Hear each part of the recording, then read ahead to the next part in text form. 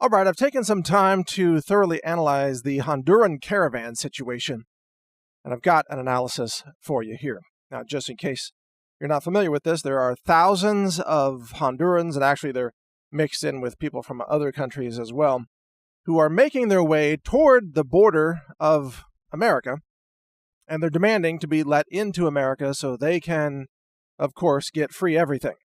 I mean, they want citizenship, they want entitlements, they want to cash in on the entitlement mecca that America has become, and just as importantly, they are fleeing their own home countries, which are essentially collapsed nation states because of government corruption and socialism. And that's why they're fleeing, because socialism doesn't work. They're in economic poverty at home. And really what these people need is more freedom, more liberty at home, rather than free handouts from America. But that's a whole nother podcast. But here's the thing. These caravans have obviously been timed to arrive at the border right before the midterm elections. And in fact, they're not walking. If they were walking, it would take them many weeks to get to America, like actually a couple of months. They're being carried on vehicles, on buses, and transport vans and so on. So it's a caravan. I guess it's a mechanized caravan, like an invading army, a horde of migrants that are mechanized. That's what's coming to our border with all their demands and all.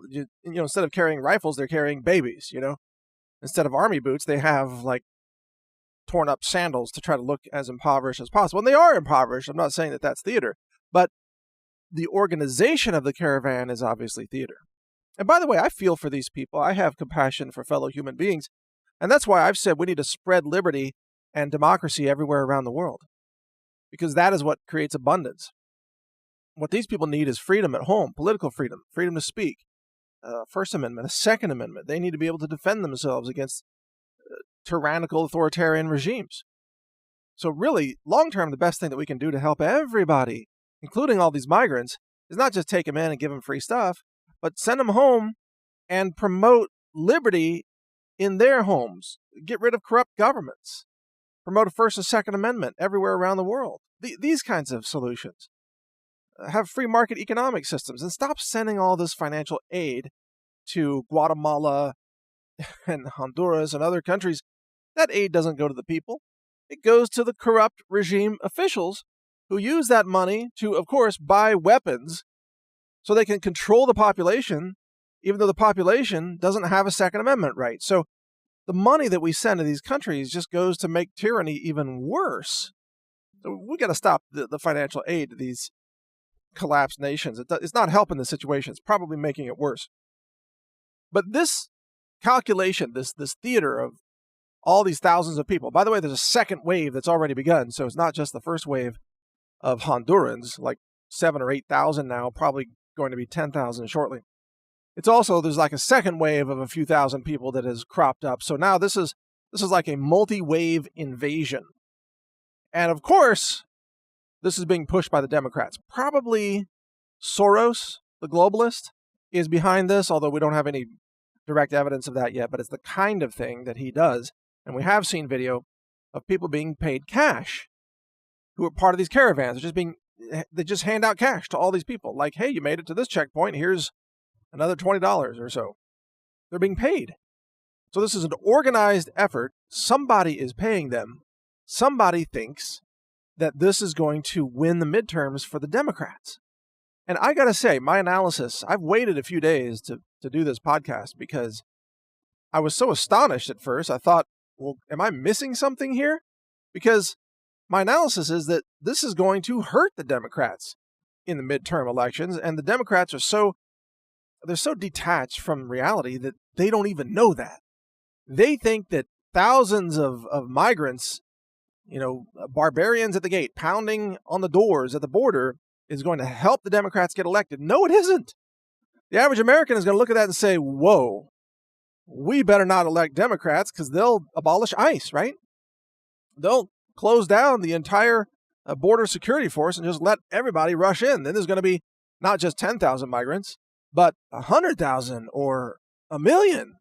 It's going to be an invasion of America. Even the average Democrat American person is looking at this and saying, wait a second, we got to have some limits here. I mean, for God's sake, yeah, we love humanity. We have compassion. We have empathy. Send them some blankets or something, but, emergency supplies and so on.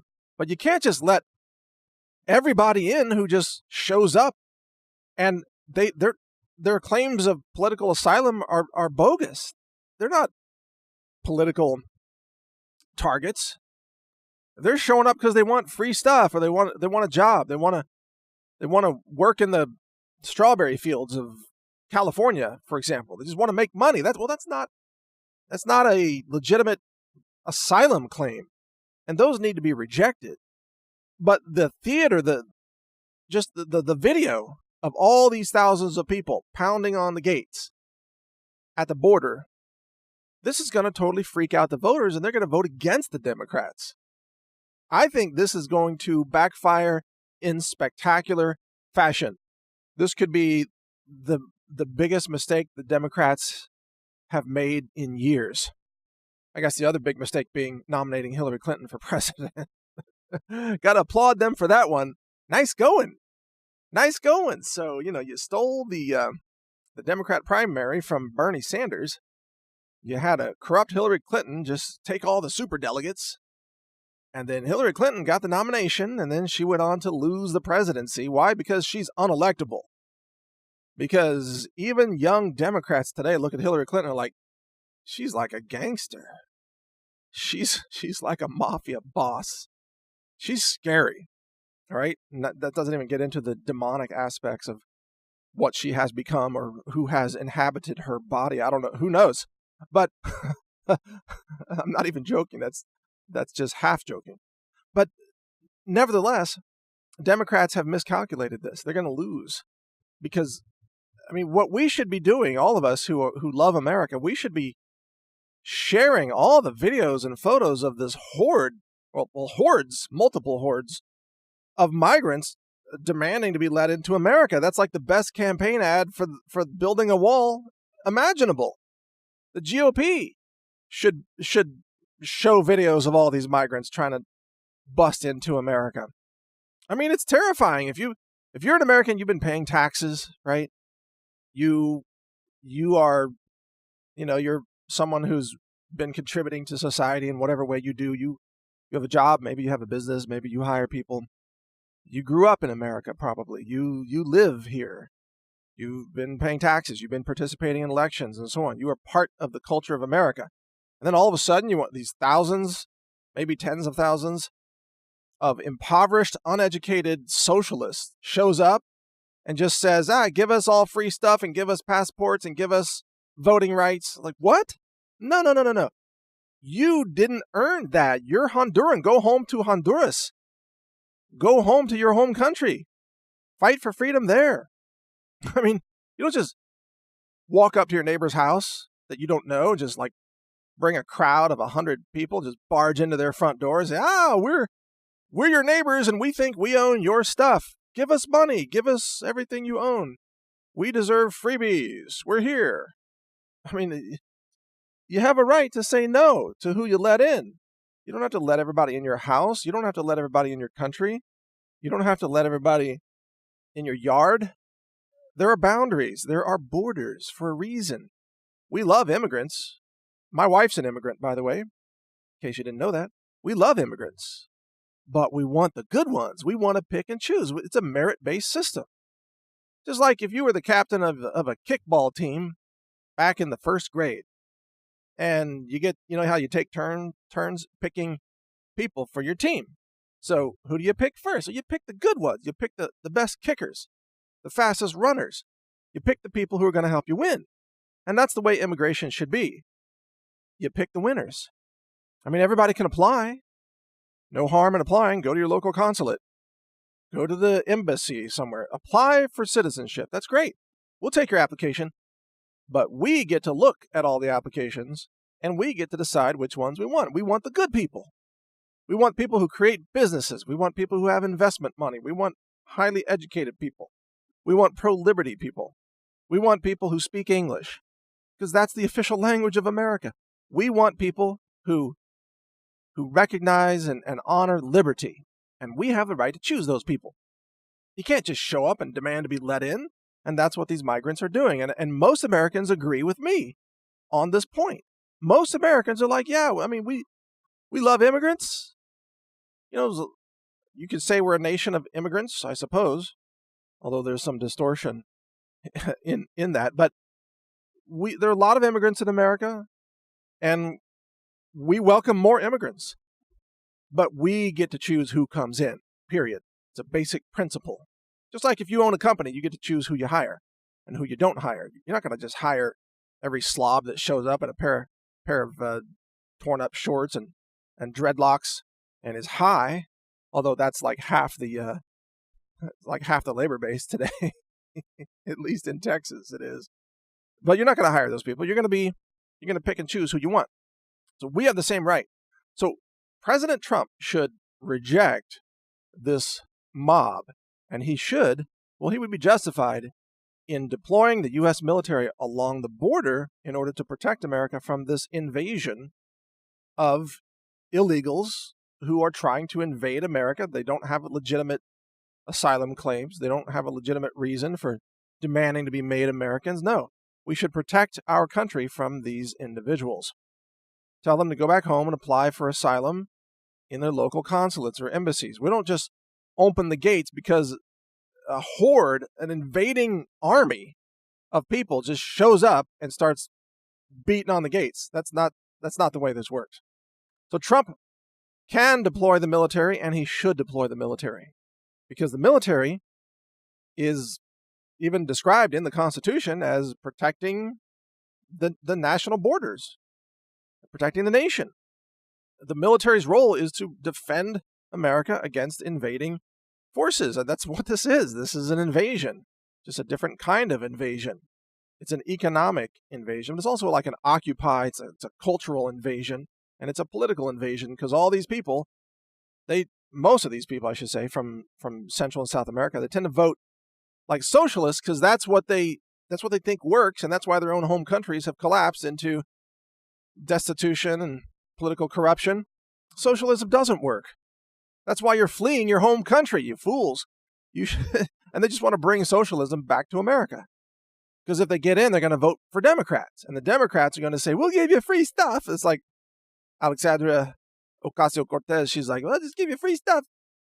She is the most cognitively impaired person, I think, that's running for Congress right now. She's probably going to win. We ought to have like an IQ requirement to get into Congress. We'll call it the Ocasio-Cortez rule. Like if your IQ is not above, let's say, room temperature in Fahrenheit, then you're not qualified to serve in Congress. But you see, these socialists from Central and South America, this is what they want. They want a freebie kind of society, just cashing in on free stuff from the government. Government gives you everything you need. That's what they want. And that will bankrupt America. Will bankrupt every state. Will bankrupt California. Will bankrupt Texas and Arizona. So yeah, we support legal immigration. We support merit-based immigration. We do not support a mad bum rush of the border, because that is not legal, not organized, is not respectful of all those others who have stood in line, who have filled out the paperwork, who have abided by the law. They've done the right thing. They've sought to pursue legal immigration. And it takes many years. I know, again, because my wife is a legal immigrant. She's, of course, a U.S. citizen, has been for like 2 decades now. But she was at one time, simply a legal immigrant and not yet a citizen. And it took years to become a citizen. I think it took 5 or 6 years. So there's a process for this, and you got to be willing to go through the process. You need to be willing to stand in line. You need to be willing to follow the rules, and then we respect you. We respect your coming to America, and we welcome you. But if you don't follow the rules, then you're not welcome. So this is Mike Adams here. Thank you for listening. We love America. We love immigrants. We love people who have merit and who have something to bring to this country. We welcome you. But for those who just show up and just this mass horde, sorry, not welcome. No. Go home, fix your problems at home, like we're trying to do here. Fight for liberty, make your home country great again, just like we're doing with America. Thanks for listening. Learn more at healthrangerreport.com. Thank you for watching. If you want to support our mission, visit us at healthrangerstore.com for the world's largest selection of lab-verified superfood and nutritional products for healthy living. It's at healthrangerstore.com.